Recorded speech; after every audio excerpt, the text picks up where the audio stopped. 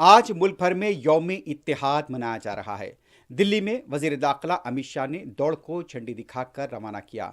इस मौके पर अमित शाह ने अपने खिताब में सरदार पटेल को खराज पेश किया। उनका कहना था कि साबिक में सरदार पटेल को नजरअंदाज किया गया था।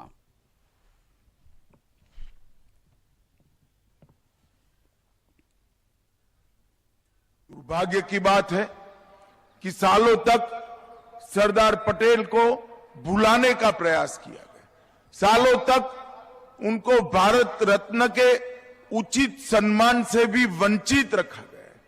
मगर देश के प्रधानमंत्री नरेंद्र भाई ने गुजरात में केवड़िया कॉलोनी में एक दुनिया का सबसे ऊंचा स्टैच्यू लगाकर सरदार पटेल की याद को चिरंजीव करने का काम किया है। और सरदार पटेल के संदेश को उन्होंने न केवल याद दिलाने का काम किया है, हर क्षेत्र में, चाहे रक्षा का क्षेत्र हो, चाहे भारत के आत्मसम्मान की बात हो, चाहे देश की एकता की बात हो, हर क्षेत्र में सरदार पटेल के दृष्टिकोण को, उनके विचार को और उनके संदेश को मूर्त रूप देने का काम हमारे प्रधानमंत्री नरेंद्र मोदी जी ने किया है।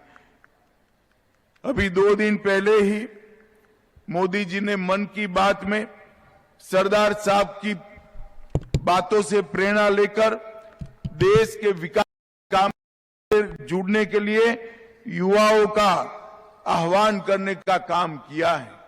मित्रों, आज मैं नरेंद्र मोदी जी की बात को जरूर दोहराना चाहूंगा कि आगे पर सभी युवाओं के लिए सरदार साहब के विचार पथ प्रदर्शक बने।